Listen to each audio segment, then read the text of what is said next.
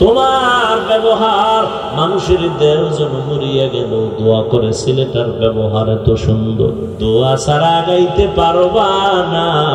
এর মধ্যে মুরব্বীদের দোয়া লাগবে, বড় দোয়া নিলে কোনোদিন সম্ভব না। শিক্ষকের সাথে পাওয়ার দেখাও না, কিসের পাওয়ার? মা বাবার সাথে মেজাজ দেখাও, আর মানুষ পাইলি না, মা বাবার সাথে মেজাজ দেখাইলি। বেয়াদবি সব জায়গায় চলে না, মেজাজ দেখানো সব জায়গায় যায় না। মা বাবার সাথে মেজাজ চলে না, শিক্ষকের সাথে পাওয়ার চলে না। পাওয়ার দেখাবি, মরার আগে বিছানায় পঙ্গু হয়ে থাকবি।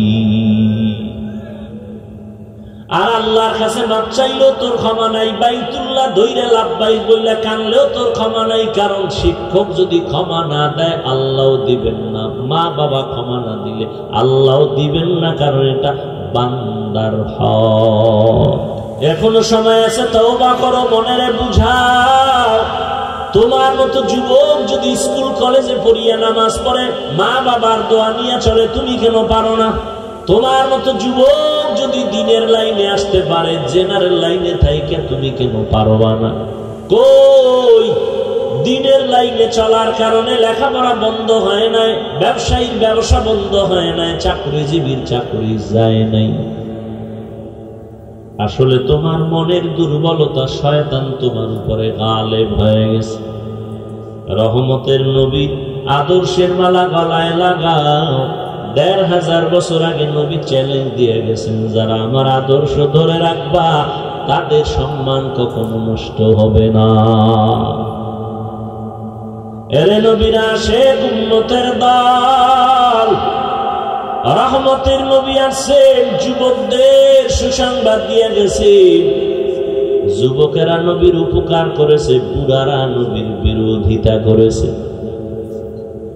ও যুবক, আজ তোমার দ্বারা নবীর উপকার হবে, সুন্নতের আমল হবে, তোমার দ্বারা কেন সুন্নত জবাই হয়? ও পর্দার আড়ালের আম্মা জান, এমন এক সময় নবী মক্কা নগরীতে আসছেন, নারীদেরকে ওরা পছন্দ করে না। কন্যা সন্তান হলেই বাবা গলা টিপে হত্যা করে মেরে ফেলে লজ্জায়, কন্যা পছন্দ করে না কেউ। বর্তমানেও কিন্তু কিছু কুলাঙ্গার বাচ্চা আছে জমিনে, কুলাঙ্গার, ওরা মাইয়া হইলে বড় কষ্ট পায়। এরকম কুলাঙ্গার পশু আছে না নাই?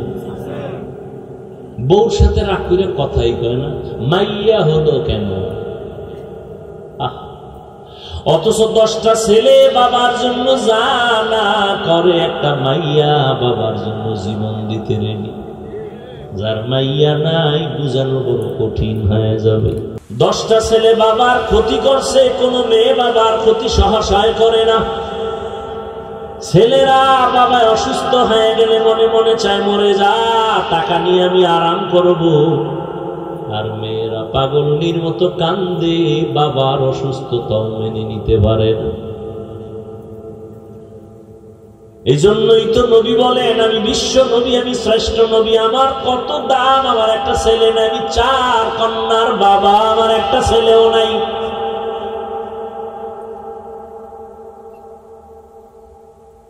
মক্কার মুশরিকরা বলছিল, মুহাম্মদ মইরা গেল, ওর বংশ রক্ষা করার কেউ নাই, ছেলেও নাই। অথচ দুনিয়াতে বর্তমানে নবীর বংশ রক্ষার জন্য উম্মতের অভাব নাই,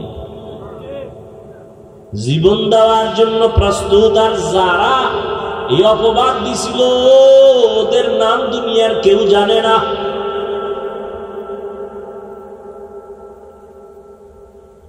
এরে আল্লাহর গোলাম, ও পর্দার আড়ালের আম্মা জানেরা, রহমতের নবী এসে কন্যাদের ইজ্জত বাড়ায় দিলেন, নারীদের ইজ্জত বাড়ায় দিলেন। হত্যা চলবে না, সুসংবাদ দিলেন, হে কন্যার বাবারা, একটা কন্যা যদি পাও, আল্লাহর ওয়াদা, তুমি একটা জান্নাতের মালিক। তুমি যদি 2 কন্যার বাবা হতে পারো, 2 কন্যা পাইছো না জানো, তুমি 2 জান্নাতের মালিক। কন্যা সন্তান আসছে তো রহমত বেড়ে গেছে।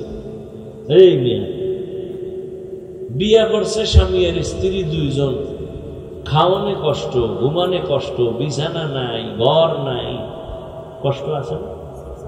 যেদিন থেকে আল্লাহ পাক সন্তান দুনিয়াতে পাঠাইছেন ওই দিন থেকে কষ্টের পার্সেন্ট কমে গেছে। এই যারা বাবা আছেন খুব হিসাব করেন তো, সন্তান আসার আগে যেই কষ্টে ছিলেন আসার পরে কষ্ট কিছু হইলেও কমছে না? সন্তান বাড়ছে কষ্ট কমছে, যত বাড়ে তত কষ্ট কমে, কারণ এক একটা সন্তান মা বাবার জন্য এক একটা নিয়ামত। কন্যা সন্তান আসলে মা বাবার সংসার আরো ধন্য হয়, আরো দামি হয়। এটা কেমনে বুঝাবো? এই কুলাঙ্গার গুলোকে বুঝানো যায় না।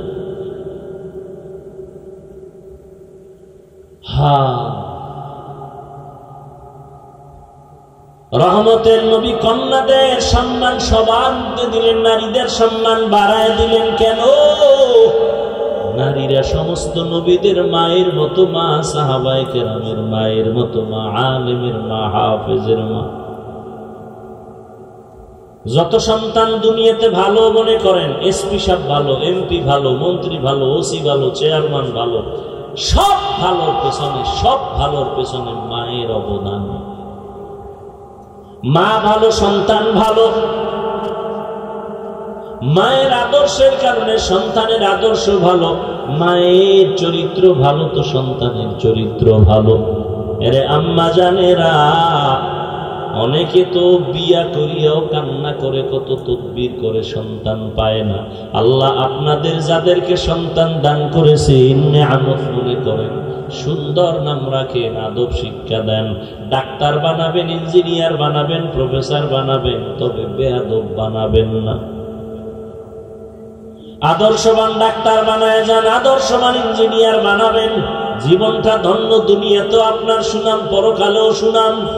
সন্তান ডাক্তার হইয়াও কোরআন পড়ায় যাবেন, নবীর সুন্নাত অনুযায়ী চলবে, মাঝে মাঝে কোরআন পড়ে দোয়া করবে। ইঞ্জিনিয়ার বানাইছেন কিন্তু কোরআনটা পড়ায় দিছেন, কোরআন পড়ে মা বাবার জন্য গোপনে গোপনে দোয়া করে। ডাক্তার বানাবেন, কোনো বাধা নাই রে মা, এখন থেকে সন্তানটারে আদর্শওয়ালা বানান, নবীর আদর্শওয়ালা বানায় দেন। যুবকেরা, আমার নবীর আদর্শের থেকে দামি কোন আদর্শ আর কারো কাছে আসেনি। আমার নবীর আদর্শ সবার শ্রেষ্ঠ। কি বলো? নবীর ওই আদর্শের মধ্যে নখ কাটার নিয়ম আসেনি? নবীজির আদর্শের ভেতরে চুল কাটার নিয়ম আসেনি? তুমি বেঈমানের লাইনে গিয়া চুল কাটলা কেন? নবীরটা ভাল লাগে না? তুমি বেঈমানের তালে পড়িয়া কেন আঙ্গুলের নখ কাটলা? ওখানে কি নবীর আদর্শ তোমার কাছে ভালো লাগে নাই? আল্লাহর নবী জিজ্ঞাসা করলে কি জবাব দিবা?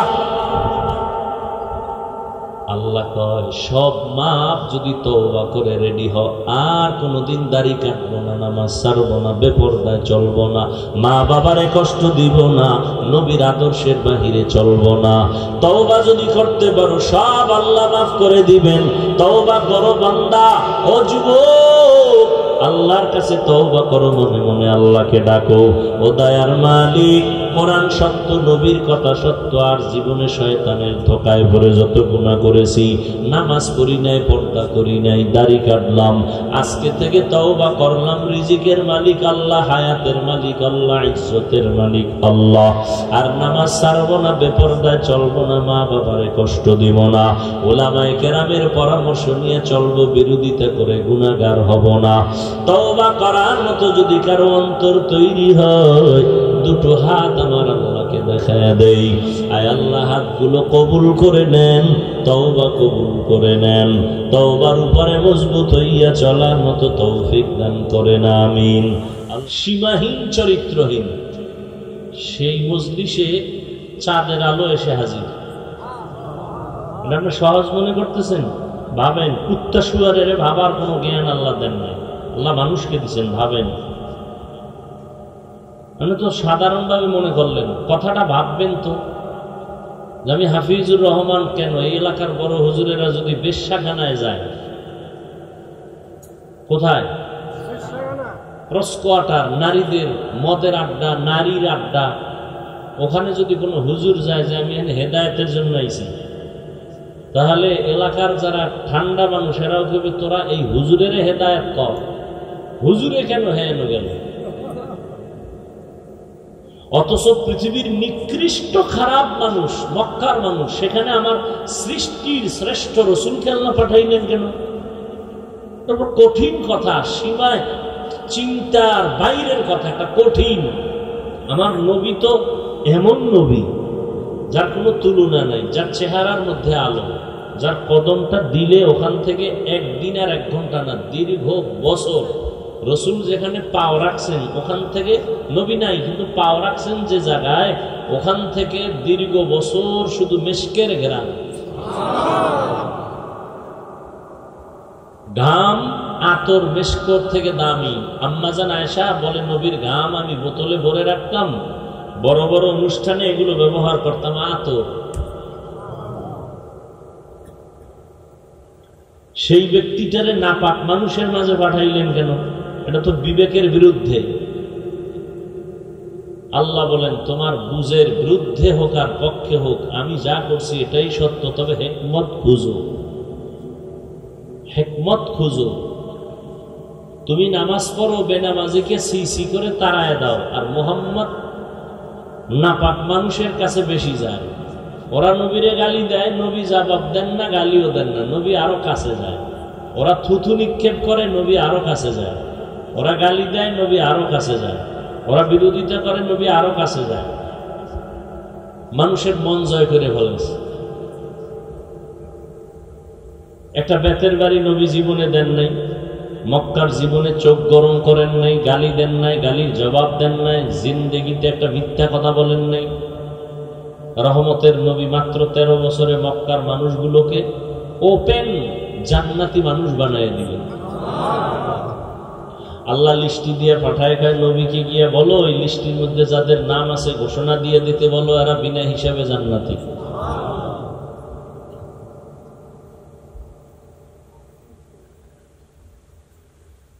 নবীর আদর্শ কই আর আমাদের আদর্শ কই? দাবি তো করি আশেকে রসুল, দাবি তো করি মুসলমান, অথচ চেহারার দিকে তাকাইলে কোনো নমুনা নেই, কোনো নমুনা নেই। ওয়ামা আরসালনাকা ইল্লা রাহমাতাল লিল আলামিন, হে নবী আমি আপনাকে দুনিয়ায় পাঠাই নাই, হ্যাঁ জগৎ সমূহের রহমত হিসাবে প্রেরণ করেছি। রহমতের নবীকে আল্লাহ জগৎ সমূহের রহমত করে পাঠাইছেন। শুধু দুনিয়ার জন্য না, আখিরাতের জন্য না, সমস্ত জগতের জন্য। বলে সমস্ত জগৎ মানে কি? রুহের জগৎ একটা জগৎ, ওই জগতের জন্য নবী রহমত। মায়ের গর্ভের জগৎ আলাদা জগৎ, এই জগতের জন্য নবী রহমত। দুনিয়ার জগৎ আলাদা জগৎ, এই জগতের জন্য নবী রহমত। কবরের জগৎ আলাদা জগৎ, এই জগতের জন্য নবী রহমত। হাসরের ময়দানের জগৎ আলাদা জগৎ, ওই জগতের জন্য নবী রহমত। জান্নাত ও জাহান্নামের জগৎ ভিন্ন জগৎ, ওই জগতের জন্য নবী রহমত। আল্লাহ বলেন, হে নবী আমি আপনাকে দুনিয়ায় পাঠাই নাই, হ্যাঁ আমি জগৎ সমূহের রহমত করে পাঠিয়েছি। নবীর জিন্দেগীর সবটাই রহমতে ভরা। নবীর জীবনে কোনো মিথ্যা কথা নাই, কোনো গালি নাই, গালির জবাব নাই। চোখ গরম করে নবী কারো দিকে তাকান নাই। 13টা বছরের মধ্যে মক্কার পরিবেশকে সুন্দর পরিবেশে রূপান্তরিত করেছেন। যারাই নবীর আদর্শ গ্রহণ করেছেন আল্লাহ তাদেরকে দুনিয়ায় চমকায় দিয়েছেন, হাসরের ময়দানে আল্লাহ তাদের আরো চমকায় দিবেন। রহমতের নবী আমার, দুনিয়ার জগতের জন্য রহমত, রূহের জগতের জন্য রহমত, মায়ের গর্ভের জগতের জন্য রহমত। কবর জগতের জন্য রহমত, হাসন নবী রহমত। দুনিয়ার জগতের জন্য নবী রহমত, তা আবার আলাদা আলাদা ভাগ। নবী শুধু মুসলমানের জন্য রহমত না, বিধর্মীদের জন্য নবী রহমত। নবী শুধু পুরুষের জন্য রহমত না, নারীদের জন্য নবী আলাদা রহমত। নবী যেমন মানুষের জন্য রহমত, জিনের জন্য রহমত, নবী শয়তানের জন্য রহমত। শয়তান নবী কয়, আমারও শয়তান ধোঁকা দেয়, কিন্তু আমি এটারে লাইনে ফালাইয়া বুদ্ধি কইরে এটারে কালেমা পড়ায় ফেলাইছি, এটারে আমি মুসলমান বানায় ফেলছি, আর আমাকে ধোঁকা দেওয়ার কোনো সুযোগ নাই। নবী জিনের জন্য রহমত, জঙ্গলের প্রাণীদের জন্য নবী রহমত, গাছের জন্য নবী রহমত, মাছের জন্য নবী রহমত, পশুর জন্য নবী রহমত, উড়ন্ত পাখির জন্য রহমত, গর্তের পিপিলিকার জন্য আমার নবী রহমত। একটা একটা আলাদা। নবী গাছের জন্য কিভাবে রহমত, খেজুর গাছে টেক লাগায়, একটা মরা খেজুর গাছ নবী টেক লাগায় জুমার খুতবা পড়েন, ঈদের খুতবা পড়েন। কিছুদিন পরে সাহাবায়ে কেরাম আবদার জানাইলেন নতুন একটা মিম্বর বানান খুতবা পড়ার জন্য, এই গাছটাকে বাদ দেন। নবী কয় দাও। নবী যখন নতুন মিম্বর বানাবার সিদ্ধান্ত নিলেন, মানুষ কানলে যেমন আওয়াজ হয়, মরা খেজুর গাছের থেকেও কান্নার আওয়াজ। এটা কেমনে সম্ভব? এটা কেমনে সম্ভব? যুক্তিতে ধরে না। তোমার যুক্তির মেমোরির সীমানা কত? 1 GB না 2 GB? তোমার মেমোরির জিবি কত? দুনিয়াতে যেই বাচ্চা আসলো, শিশু বাচ্চা, ও যখন আব্বু বলে ডাক দেয়, আম্মু বলে ডাক দেয়, আব্বুরে আব্বু কয়, আম্মুরে আম্মু বলে, ভিন্ন কাউকে আব্বু বলে না, আম্মু বলে না। ওর মধ্যে একটা বুঝ আছে, মেধাস। আমারও মেধা আছে, সন্তানেরও আছে, তবে এক নাকি। কেন এক না? বলে মেমোরির ডিজাইন এক, মেমোরির কালার এক, ভেতরের জিবি এক। কথা বল। মেমোরির ডিজাইন কালার এক, জিবি এক না। 1 GB মেমোরির যেই ডিজাইন, 2 GB মেমোরির সেই একই ডিজাইন, 8 GB মেমোরির সে একই ডিজাইন। এই পণ্ডিতেরা বহুত বুদ্ধি লয়ে বয়ে রয়েছে, এটা আমার একটু বুঝাও তো। একই মেমোরি, একটা পাতলা।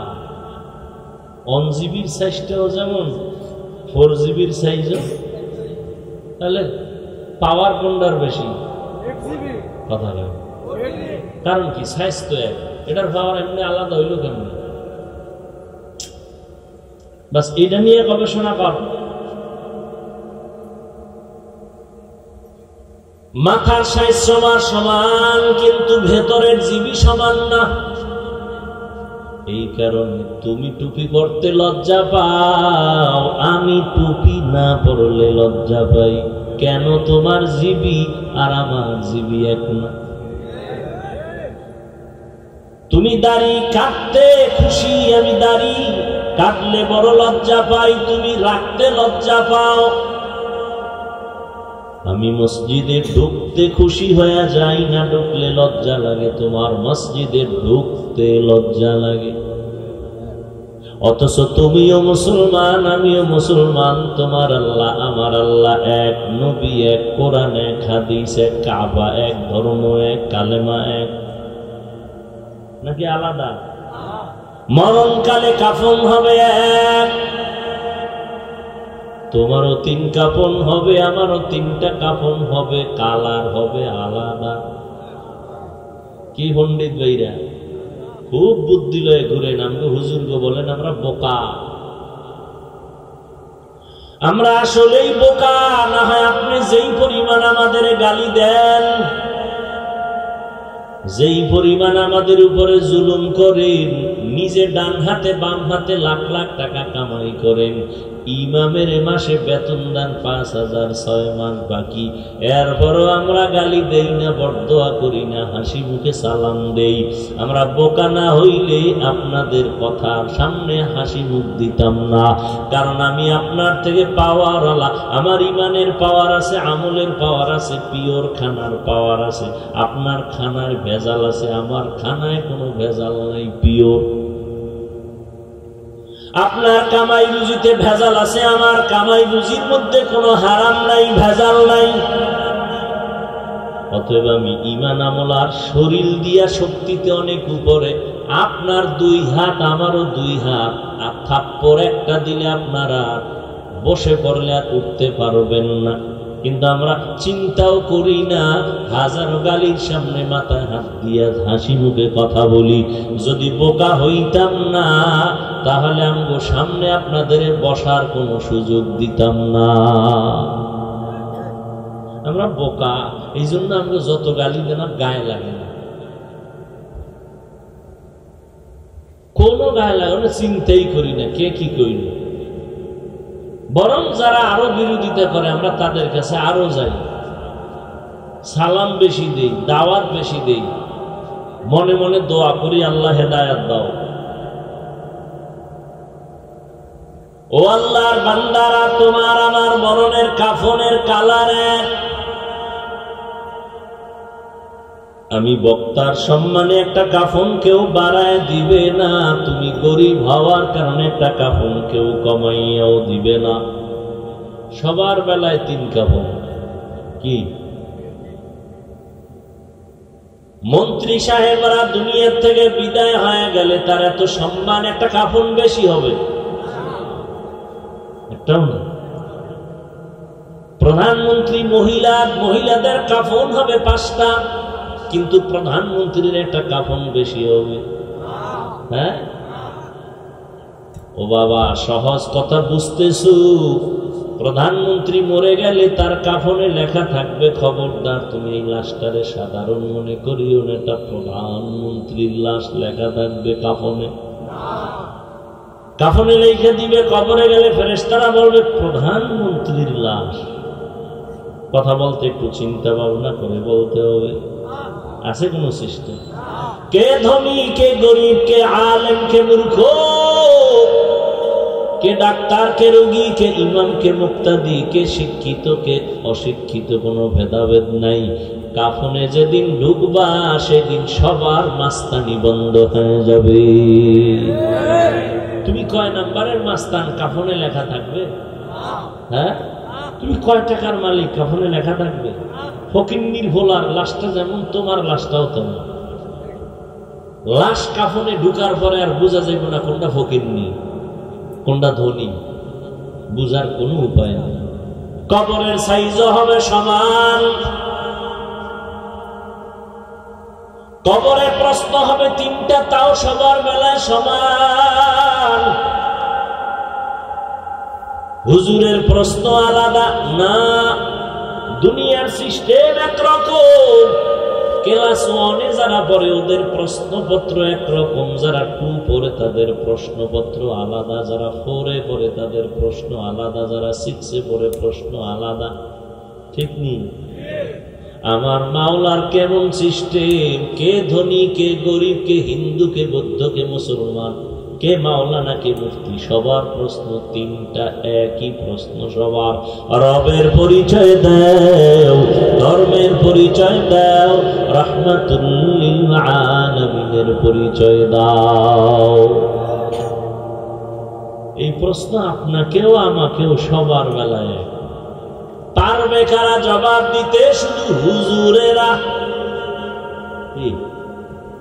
ওরে হুজুর তো বহুদূর, সাহাবায়ে কেরাম জান্নাতের ওপেন টিকিট পেয়েছেন। আবু বকর, ওমর, ওসমান, আলী সহ 10 জন সাহাবা। জান্নাতের ওপেন টিকিট পাওয়ার পর তারা মৃত্যু পর্যন্ত কান্না করেছে, কবরে আমার কি উপায় হবে। ওমরে ফারুক রাদিয়াল্লাহু তাআলা আনহু কান্না করেন, যেই ওমর রাস্তা দিয়া চললে মানুষ কেন পৃথিবীর সব থেকে বড় চালবাজ বুদ্ধিমান আকামের হেডমাস্টার আদম নবীরে ধোকায় ফেলাইছেন, বিভিন্ন আল্লাহওয়ালারে ধোকায় ফেলাইছে ওই ইবলিস, ওমরেরে দেখলে রাস্তা পাল্টায় দৌড়ায়, বড় ভয়। চিন্তা করেন তো, ওমর বেটাটা কেমন, এ কি স্বর্ণের বানানের? 27 বছর বয়সে ঈসা ওমর নবীর হাতে হাত রাখলেন। কয় বছর? এর 27 বছরের যুবক, তোমারও 27 বছর হয়ে গেল, তুমি মসজিদ চিনো না, মা বাবার সাথে ভালো ব্যবহার করো না। আর ওমর 27 বছরে নবীর হাতে হাত রাখলেন। রহমতের নবী মোহাব্বতের নজর দিয়া তাকালেন, ওমর এত পাওয়ার আলা হয়ে গেল। ওমর যেই পথ দিয়া চলে ওই পথে শয়তান চলে না, ভয় পায়। সেই শয়তান আল্লাহর সামনে চ্যালেঞ্জ দিয়ে দিছে, এই শয়তান ওমরের ভয় পায়। এবার একটু বুঝো বাবা, সেই ওমর জান্নাতের টিকেট হাতে পেয়েছেন, দ্বিতীয় খলিফা জান্নাতি, দ্বিতীয় ব্যক্তি আবু বকরের পর। রহমতের নবী বলেন, আকাশের দিকে তাকাইয়া দেখো কত পরিমাণ তারকা আছে, কয় হাজার। বলে এটা সীমাহীন, গণনা করা যায় না। নবী বলেন, আমার ওমরের আমল সীমাহীন তারকার মতো গণনা করা যায় না। সেই ওমরের সাথেও দুশ্মনী কিছু কিছু আল্লাহর বান্দাদের বর্তমানে। দুশ্মনী কেন? 20 রাকাত তারাবির আইন কইরেন ওমর জামাত শুরু করছে, আমরা ওমরের মানি না। কারে মানো? মুহাম্মদ নবীরে মানি। কেউ যদি বলে, হাফিজ ভাই আপনারে মহব্বত করি, আপনার ছেলেরে মহব্বত করি না, আপনার দাওয়াত ছেলে আসলে দস্তরখানে জায়গা নাই, থাকবে মহব্বত? এটা কি আসলে মহব্বত না? ডাল মে কুছ কালা হে। ওমরের মানে না, মুহাম্মদের মানে। আমগো গ্রামে কয় অতি ভক্ত চোর, অতি বেয়াদব ডাকাত। অতি ভক্ত, অতি বেয়াদব ডাকাত। ওমরে ফারুক রাদিয়াল্লাহু তাআলা আনহু কেমন মায়ার নবীর আদর্শের পাগল। কোথাও দাওয়াত দিয়েছে, খানা খাইতে বসছেন, একটা সুন্নতের উল্টা কিছু দেখতে পারতেন না ওমর। এত মজবুত ওমর। রোম সম্রাটের পক্ষ থেকে অর্ডার, ওমরের খেলাফত, ওমরের খেলাফত সহ্য করা যায় না। ওমরের এত নাম, এত দাম, এত দাপট। আসলে ওমরের বডিগার্ড কয়জন?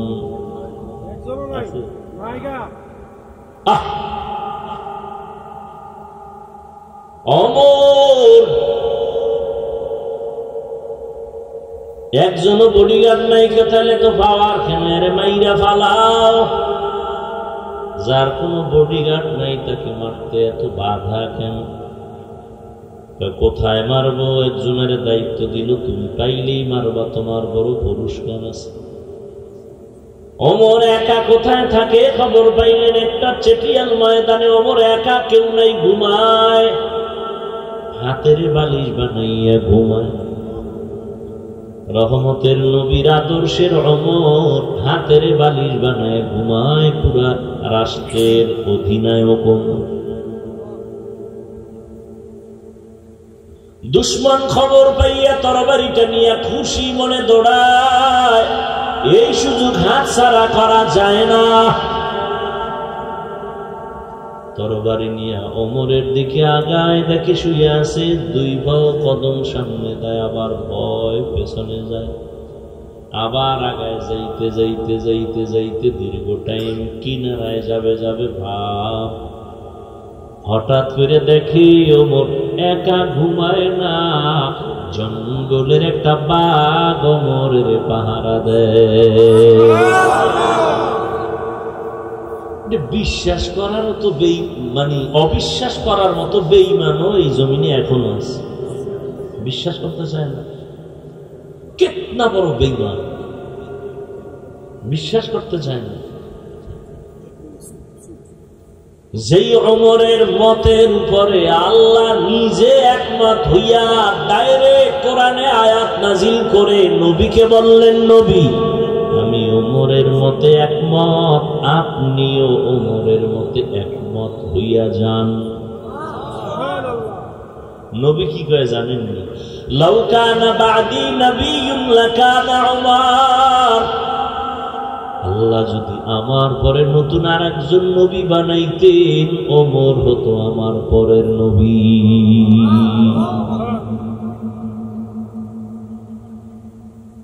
সেই ওমর একা একা চলে, কোনো বডিগার্ড নাই, সিকিউরিটি গার্ড নাই।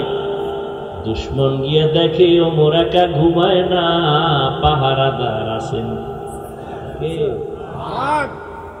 দেখে উঠেছে, তরবারিটা হাত থেকে হয়ে গেছে, বাঘ দেখে ভয়ে ওমর চেতন হয়ে গেলেন। নজর করে দেখে অচেনা একজন মানুষ তরবারি নিচে পড়ছে। কয় ভয় পেও না, কে তুমি, কোথার থেকে আসছো? কই আলাপ, আমি আসছি আপনাকে জবাই করার জন্য, হত্যা করার জন্য। কিন্তু সেই অবস্থা দেখলাম। বলে আমি একা চলি না, আমাদের আপন একজন আল্লাহ।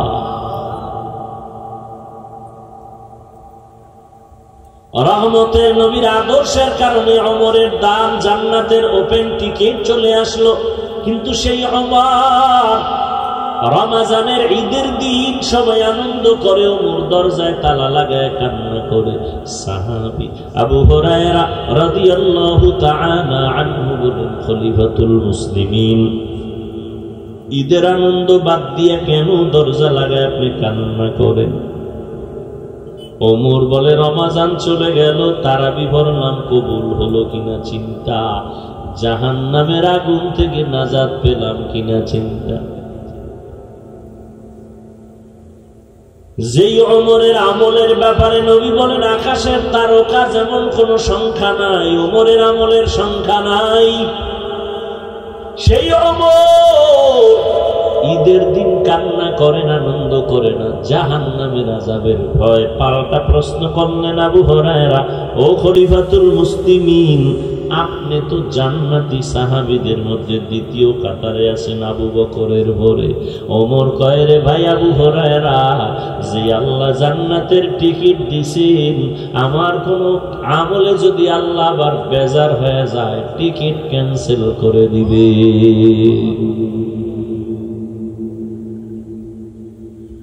وما أرسلناك إلا رحمة للعالمين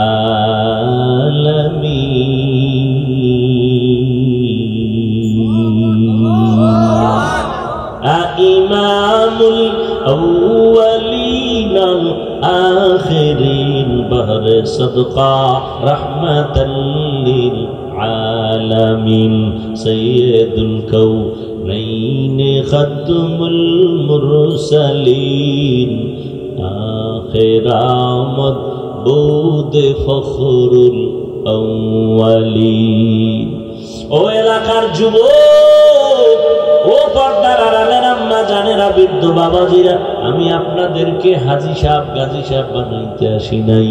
ও যুবক, আমি তোমাকে পাগড়িওয়ালা বানাইতে আসি নাই। আমি তোমাকে বাধ্য করে বলবো না যে তুমি তাবলিগে যাও, না হয় জাহান্নামী, তুমি কওমি মাদ্রাসায় যাও, না হয় তুমি ধ্বংস, একবারও বলবো না। আমি তোমাকে জোর কইরা মসজিদে ঢুকাইতে আসি নাই রে বাবা। তোমার সামনে আমার আল্লাহর কুদরতের বয়ান করে দিলাম। আল্লাহ বিবেক দিছে, এবার বাবু তুমি কোন পথে গেলে তোমার কল্যাণ। তোমার চোখের সামনে সারা দুনিয়ার বিধর্মীরা চায় কালেমা বন্ধ হয়ে যাক, কোরআনের আওয়াজ বন্ধ হয়ে যাক। ওই ফিলিস্তিনের উপরে মুসলমানের ইসরায়েল কর্তৃক বর্বর হামলা, হাজার মুসলমান গলা দিয়ে দিতেছে, গলা কাটা শহীদ হয়ে যাইতেছে। ওই আসামের ভিতরে মুসলমান জীবন দিয়ে দিতেছে। চেচনিয়া বসনিয়ার মুসলমানের করুণ হালাত। ও আল্লাহর বান্দার পর তাকায় দেখো, গোটা পৃথিবীর মধ্যে একটা গজব এসেছিল, করোনা। ব্যবসায়ীর ব্যবসা বন্ধ হয়ে গেল, চাকরি বন্ধ, ট্রেন বন্ধ, ফ্যাক্টরি বন্ধ, বাস বন্ধ, দোকান বন্ধ। কিন্তু নজর করে দেখছো রে যুবক বাবারা, এই জমিনে একটা কোরআনের মাদ্রাসাও বন্ধ হয় নাই। আর কেমনে বুঝাইলে বুঝবা? আসলে বুঝাইলে বুঝবে এটা ব্যাপার না। কারণ আমি হাফিজুর রহমান, কেন আমার স্বয়ং নবীও বুঝাইয়া আবু জাহিলকে লাইনে আনতে পারে নাই। আবু জাহিল এত বড় বেঈমানের বাচ্চা, বেঈমান, হাতের মুষ্টির মধ্যে পাথর নিয়ে কয়, ও ভাতিজা মোহাম্মদ কি আছে বলতে পারবানি? নবী কয়, বললে লাভ কি? কয়, কালেমা পড়বো। নবীকে আমি বলতে পারি না, কারণ আমি গাইবের মালিক না। নবী কয়, ওই আমার চাচা আবু জাহালের হাতে কি আছো, তোর একটু নিজেরা আওয়াজ দে। নবী বলতে দেরি হয়, পাথরগুলো কালেমার আওয়াজ দিতে দেরি করে না। ওই বেঈমান নিকৃষ্ট নিকৃষ্ট দাজ্জাল পাথরগুলো মাটির মধ্যে ফালায়, কয়, মোহাম্মদ তুমি বড় জাদুকর, আমি বুঝাইলেই তুমি টুপিওয়ালা হবা না। নবীজির বুঝানের মধ্যে কোনো ভেজাল নাই, নবীর চরিত্রে কোনো ভেজাল নাই, নবীর জবানের মধ্যে কোনো নাপাক নাই। সেই নবীর 13 বছরের বয়ানে আবু জাহাল বুঝে না, কালেমা পড়ে না। আর আমার বয়ানেই যে তুমি কালেমাওয়ালা হবা, তওবা করবা, নামাজ পড়বা, চিন্তাও করা যায় না। তবে বলার দায়িত্ব আমার, মানবা কিনা সেই দায়িত্ব তোমার। ও আল্লাহর বান্দারা, তুমি ডানে বামে দৌড়াও, টাকা কামাই করো, ডানে বামে কই আমরা হালাল ভাবে চলি, আল্লাহর ভয় নিয়ে চলি। কই একজন হুজুর তো করোনায় না খাইয়া মরে নাই? মরছে? একজন হুজুরের সম্মান কমছে? তোমার চোখের সামনে হুজুর বাদ দাও, হুজুর বাদ দাও, তোমার লাইনে যাও। তুমি স্কুলে পড়ো, কলেজে পড়ো, চাকরি করো, ব্যবসা করো, তোমার লাইনে দেখো।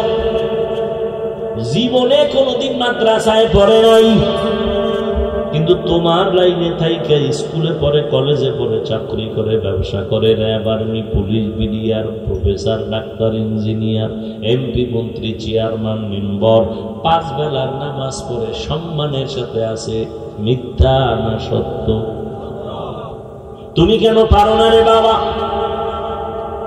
তোমার মতো যুবক রাস্তায় গাড়ি চালায়, সবাই মতো নামাজ পড়ে, তুমি কেন পারো না? তোমার মতো যুবক কৃষি কাজ করে, ময়দানে গামছা বিছাইয়া নামাজ পড়ে, ঠিক নি? বলো তুমি কেন পারো না?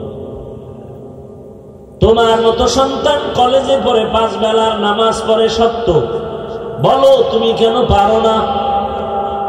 তোমার মতো যুবক চাকরি করে, ব্যবসা করে, শ্রমিকের কাজ করে, 5 ওয়াক্ত নামাজ পড়ে আসেনি, বলো তুমি কেন পারো না?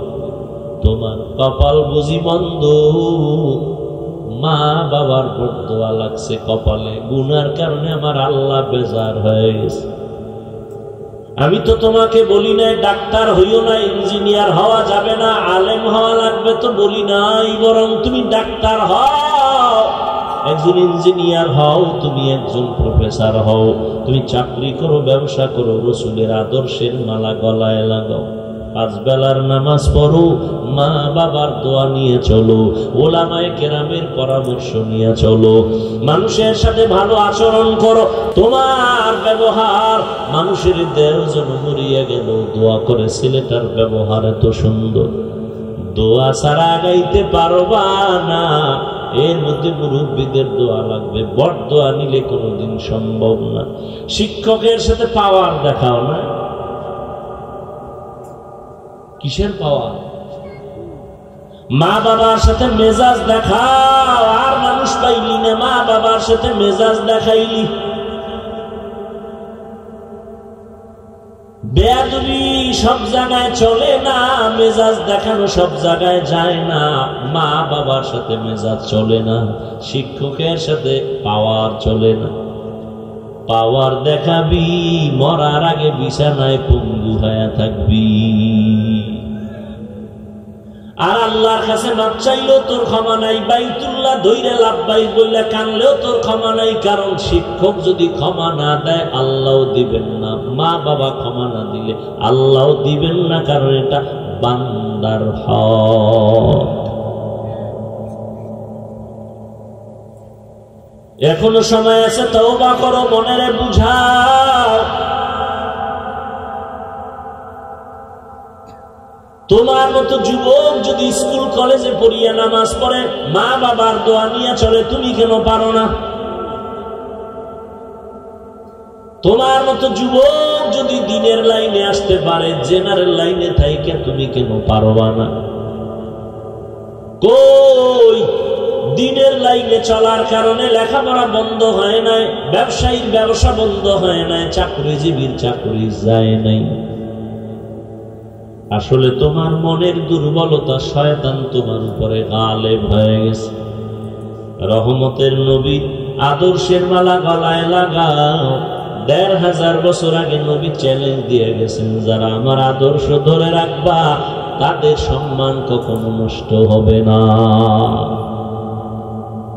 এরে নবীরা শেখ উম্মতের দল, রহমতের নবী আছেন, যুবকদের সুসংবাদ দিয়ে গেছে। যুবকেরা নবীর উপকার করেছে, বুড়ারা নবীর বিরোধিতা করেছে। ও যুবক, আজ তোমার দ্বারা নবীর উপকার হবে, সুন্নতের আমল হবে, তোমার দ্বারা কেন সুন্নত জবাই হয়? ও পর্দার আড়ালের আম্মা জান, এমন এক সময় নবী মক্কা নগরীতে আসছেন, নারীদেরকে ওরা পছন্দ করে না। কন্যা সন্তান হলেই বাবা গলা টিপে হত্যা করে মেরে ফেলে লজ্জায়, কন্যা পছন্দ করে না কেউ। বর্তমানেও কিন্তু কিছু কুলাঙ্গার বাচ্চা আছে জমিনে, কুলাঙ্গার, ওরা মাইয়া হইলে বড় কষ্ট পায়। এরকম কুলাঙ্গার পশু আছে না নাই? বউর সাথে রাগ করে কথাই কয় না, মাইয়া হলো কেন? অথচ 10টা ছেলে বাবার জন্য জানা করে, একটা মাইয়া বাবার জন্য জীবন দিতে রেডি। যার মাইয়া নাই বুঝানো বড় কঠিন হয়ে যাবে। 10টা ছেলে বাবার ক্ষতি করছে, কোনো মেয়ে বাবার ক্ষতি সহসায় করে না। ছেলেরা বাবা অসুস্থ হয়ে গেলে মনে মনে চায় মরে যা, টাকা নিয়ে আমি আরাম করব।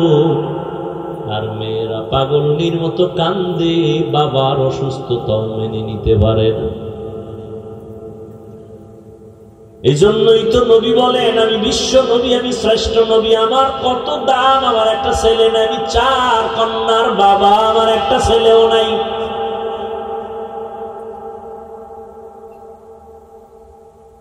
মক্কার মুশরিকরা বলছিল মুহাম্মদ মইরা গেল, ওর বংশ রক্ষা করার কেউ নাই, ছেলেও নাই। অথচ দুনিয়াতে বর্তমানে নবীর বংশ রক্ষার জন্য উম্মতের অভাব নাই,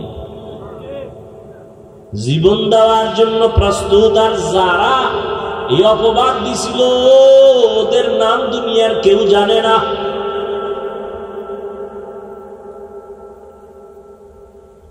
এরে আল্লাহর গোলাম, ও পর্দার আড়ালের আম্মা জানেরা, রহমতের নবী এসে কন্যাদের ইজ্জত বাড়ায় দিলেন, নারীদের ইজ্জত বাড়ায় দিলেন। হত্যা চলবে না, সুসংবাদ দিলেন, হে কন্যার বাবারা, একটা কন্যা যদি পাও আল্লাহর ওয়াদা তুমি একটা জান্নাতের মালিক। তুমি যদি 2 কন্যার বাবা হতে পারো, 2 কন্যা পাইছো না জানো, তুমি 2 জান্নাতের মালিক। কন্যা সন্তান আসছে তো রহমত বেড়ে গেছে। এই মিয়া বিয়া করছে স্বামী আর স্ত্রী 2 জন, খাওয়ানে কষ্ট, ঘুমানে কষ্ট, বিছানা নাই, ঘর নাই, কষ্ট আছে। যেদিন থেকে আল্লাহ পাক সন্তান দুনিয়াতে পাঠাইছেন ওই দিন থেকে কষ্টের পার্সেন্ট কমে গেছে। এই যারা বাবা আছেন খুব হিসাব করেন তো, সন্তান আসার আগে যেই কষ্টে ছিলেন, আসার পরে কষ্ট কিছু হইলেও কমছে না? সন্তান বাড়ছে, কষ্ট কমছে, যত বাড়ে তত কষ্ট কমে, কারণ এক একটা সন্তান মা বাবার জন্য এক একটা নিয়ামত। কন্যা সন্তান আসলে মা বাবার সংসার আরো ধন্য হয়, আরো দামি হয়। এটা কেমনে বুঝাবো? এই কুলাঙ্গার গুলোকে বুঝানো যায় না।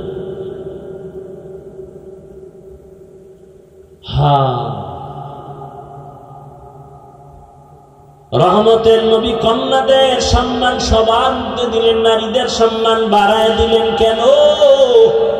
নারীরা সমস্ত নবীদের মায়ের মতো মা, সাহাবায়ে কেরামের মায়ের মতো মা, আলেমের মা, হাফেজের মা।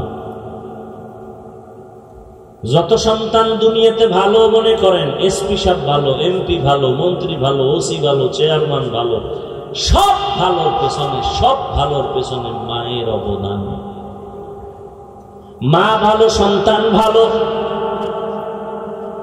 মায়ের আদর্শের কারণে সন্তানের আদর্শ ভালো, মায়ের চরিত্র ভালো তো সন্তানের চরিত্র ভালো। এরে আম্মা জানেরা, অনেকে তো বিয়া করিয়াও কান্না করে, কত তদবির করে, সন্তান পায় না। আল্লাহ আপনাদের যাদেরকে সন্তান দান করেছেন নিয়ামত মনে করেন, সুন্দর নাম রাখেন, আদব শিক্ষা দেন। ডাক্তার বানাবেন, ইঞ্জিনিয়ার বানাবেন, প্রফেসর বানাবেন, তবে বেয়াদব বানাবেন না। আদর্শবান ডাক্তার বানায় যান, আদর্শবান ইঞ্জিনিয়ার বানাবেন, জীবনটা ধন্য। দুনিয়া তো আপনার সুনাম, পরকালেও সুনাম। সন্তান ডাক্তার হইয়াও কোরআন পড়ায় যাবেন, নবীর সুন্নাত অনুযায়ী চলবে, মাঝে মাঝে কোরআন করে দোয়া করবে। ইঞ্জিনিয়ার বানাইছেন কিন্তু কোরআনটা পড়ায় দিছেন, কোরআন পড়ে মা বাবার জন্য গোপনে গোপনে দোয়া করে। ডাক্তার বানাবেন, কোনো বাধা নাই রে মা, এখন থেকে সন্তানটারে আদর্শওয়ালা বানান, নবীর আদর্শওয়ালা বানায় দেন। যুবকেরা, আমার নবীর আদর্শের থেকে দামি কোন আদর্শ আর কারো কাছে আসেনি। আমার নবীর আদর্শ সবার শ্রেষ্ঠ। কি বলো? নবীর ওই আদর্শের মধ্যে নখ কাটার নিয়ম আসেনি? নবীজির আদর্শের ভেতরে চুল কাটার নিয়ম আসেনি? তুমি বেঈমানের লাইনে গিয়া চুল কাটলা কেন? নবীরটা ভাল লাগে না? তুমি বেঈমানের তালে পড়িয়া কেন আঙ্গুলের নখ কাটলা? ওখানে কি নবীর আদর্শ তোমার কাছে ভালো লাগে নাই? আল্লাহর নবী জিজ্ঞাসা করলে কি জবাব দিবা? আল্লাহ কয়, সব মাপ যদি তওবা করে রেডি হও, আর কোনোদিন দাড়ি কাটবো না, নামাজ ছাড়বো না, বেপরদায় চলবো না, মা বাবারে কষ্ট দিব না, নবীর আদর্শের বাহিরে চলবো না। তওবা যদি করতে পারো, সব আল্লাহ মাফ করে দিবেন। তওবা করো বান্দা, ও যুবক, আল্লাহর কাছে তওবা করো, মনে মনে আল্লাহকে ডাকো। ও দয়ার মালিক, কোরআন সত্য, নবীর কথা সত্য, আর জীবনে শয়তানের ধোকায় পড়ে যত গুনাহ করেছি, নামাজ পড়ি নাই, পর্দা করি নাই, দাড়ি কাটলাম, আজকে থেকে তওবা করলাম। রিজিকের মালিক আল্লাহ, হায়াতের মালিক আল্লাহ, ইজ্জতের মালিক আল্লাহ। আর নামাজ ছাড়বো না, বেপরদায় চলবো না, মা বাবারে কষ্ট দিব না, ওলামায়ে কেরামের পরামর্শ নিয়ে চলবো, বিরোধিতা করে গুনাহগার হব না। তওবা করার মতো যদি কারো অন্তর তৈরি হয়, দুটো হাত আমার আল্লাহকে দেখায় দেই। আয় আল্লাহ, হাতগুলো কবুল করে নেন, তওবা কবুল করে নেন, তওবার উপরে মজবুত হইয়া চলার মতো তৌফিক দান করেন, আমিন।